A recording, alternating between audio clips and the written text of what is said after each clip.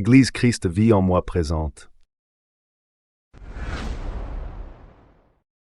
Lecture et notes. Bienvenue mes frères et mes sœurs à notre émission Lecture et notes. Alléluia. Et ceux qui ont la Bible, la lecture d'aujourd'hui, la note d'aujourd'hui, nous allons parler du livre Colossiens 4, chapitre 4, verset 5. La parole dit ainsi: marchez avec sagesse envers les étrangers sans perdre votre temps. Que ta parole soit toujours avec la grâce assaisonnée de sel, afin que tu saches comment tu dois répondre à chacun. Alléluia. Là, nous voyons dans ce contexte, et la note que j'ai pu noter sur ce thème, avec la grâce de Dieu, cette épilogue et compilation, Paul, dans sa dernière exhortation pratique, et souligne deux thèmes qui ressortent tout au long de la lettre et qu'il considère comme le plus important. Premièrement, la persévérance et la vigilance, aptitude fondamentalement du chrétien qui ne s'acquiert que par la prière constante. Alléluia. Et puis nous voyons que la deuxième chose, c'est la prédication de l'annonce du mystère du Christ, qui doit être l'engagement missionnaire de tous les croyants. Car l'apôtre, désormais emprisonné, précise, à cause de cette annonce, demande des prières pour pouvoir l'expliquer correctement. Car aux Corinthiens,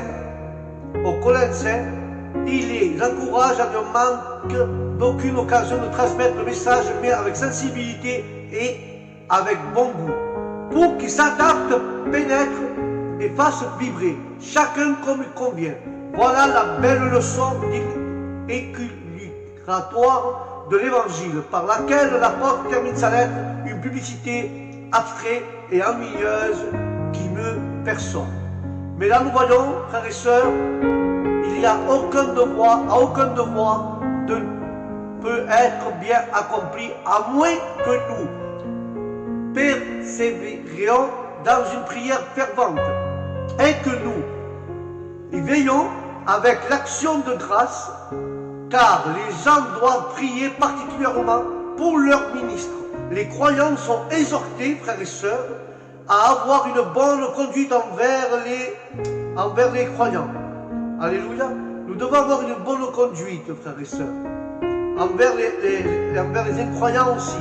Non pas avec les croyants, mais envers les incroyants. Mais soyez prudents dans toutes vos conversations avec eux.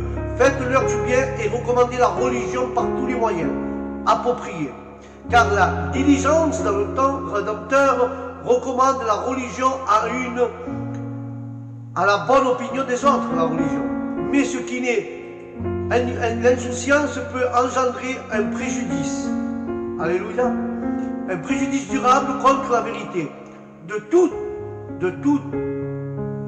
tout discours soit distrait et opportun comme il convient aux chrétiens. Même si ce n'est pas toujours par la grâce, cela doit être toujours avec grâce. Et bien que notre discours porte ce que, en commun, il doit néanmoins être qu'une manière chrétienne, la grâce et le sel qui assaisonnent notre discours et empêchent que ce qui se corrompt. Il ne suffit pas de répondre à ce qui est demandé, à moins de répondre également et correctement au nom de Jésus. Alléluia. Alléluia. Et c'est pour ça que nous devons racheter le temps. La parole dit: rachetons notre temps, frères et sœurs. Car il y a un temps où un pasteur se trouvait dans une petite communauté en nuit, dans une ville en nuit, c'est des Esquimaux, dans l'Arctique canadien, où il faisait 50 degrés, frères et sœurs. 50 degrés, malgré le blizzard. Qui se présentait à l'aéroport et souhaitant ardemment que son vol le ramène dans le sud du Canada. Mais finalement, il restait sur la glace avec ses frères et ses sœurs dans le Grand Nord. Et que faire dans une telle situation?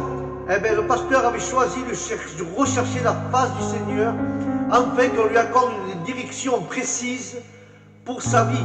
Et en ce moment d'isolation, le Seigneur les révéla, et pas spécifiquement qu'il désirait que je prenne gloire à lui, disait le pasteur. Il faut qu'il prenne gloire à Dieu. Et dans une occasion, ce pasteur était à l'est du Canada, espérant retourner dans son pays pour rentrer chez lui. Mais cette fois-ci, son vol fut retardé. Que faire dans une telle situation désolante? Bien, il pouvait être frustré, se lamenter, ou il pouvait essayer de discerner l'opportunité de Dieu dans la laïté situation, puisqu'il a choisi la dernière possibilité, frères et sœurs, ce pasteur. Dieu l'a conduit à discuter avec une passagère et elle partagea avec elle qu'elle venait d'apprendre une terrible et mauvaise nouvelle, qu'elle avait le cancer, l'avait atteinte ainsi qu'à sa mère, et à présent, elle a été consumée par crainte de désolation. Alors le pasteur dit, j'ai réalisé quelle était la raison pour le retard de son vol, et je puis partager l'évangile concernant la volonté de Dieu en rapport avec la guérison divine. Et elle fut tellement réceptive et heureuse par mes paroles qu'elle me remercia de tout cœur. Là où le diable ou Satan, que Dieu réprimande, voulait ennuyer, Jésus avait un plan pour mon édification et pour la bénédiction d'une pauvre dame malade. Alléluia. Nous ne devons pas perdre le temps, mais rachetons notre temps. Car aujourd'hui, le pasteur dit qu'il se trouve à Paris, chez des amis coincés à nouveau. Il croyait s'envoler pour le Québec cet après-midi. Il pensait retrouver sa famille là-bas, mais ce soir. Mais Dieu savait qu'il resterait ici encore quelques temps. Nous voyons, des fois nous voyons un petit nuage d'une taille qui n'affecte le continent européen et empêche de partir. Mais cette poussière volcanique de l'Islande a impacté des milliers de voyageurs, frères et sœurs. Des milliers de voyageurs partout à travers le monde, puisque des milliers de vols sont annulés. Et soudainement, frères et sœurs, soudainement, nous voyons que soudainement, frères et sœurs, des milliers de gens sont surpris par beaucoup de temps libre. Que faire de tels moments d'attente? Pourquoi nous n'arrachetons pas le temps pour le Seigneur? Vous savez, un jour ou l'autre, votre plan sera secoué. Bref, la vie est pleine de surprises. Que ferez-vous dans ces cadeaux inattendus? Permettrons-nous à l'ennemi de nous dérober la paix et la joie du moment? Nous permettrons-nous de gaspiller notre temps ou choisirons-nous d'investir par le royaume, pour les investir pour le royaume? Aujourd'hui, j'aimerais t'encourager à saisir chaque moment qui nous est prêté par Dieu. Et nous savons qu'une vie sur cette terre, nous n'avons qu'une vie sur cette terre, frères et sœurs. Alors nous devons savoir comment la savourer et de faire compter et de compter pour l'éternité.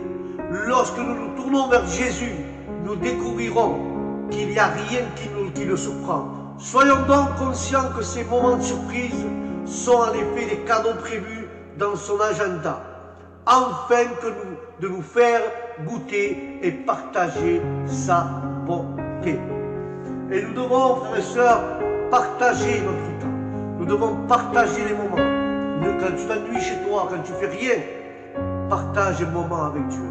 Partage ce moment solennel, car Dieu veut que tu savoures et que tu partages du bon temps et des moments avec notre Seigneur Jésus.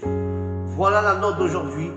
Rachetons le temps et partageons notre temps avec les inconvertis, avec les gens qui sont malades, avec les gens qui sont dans le besoin.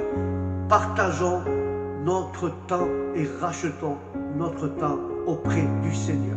Alléluia. Merci frères et sœurs pour cette petite anecdote.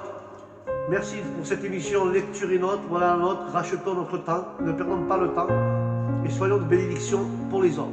Sur ce, je vous dis au prochain programme. Que Dieu vous bénisse. Que la paix de Dieu soit dans votre âme et dans votre esprit. Et je vous dis au prochain programme. Shalom.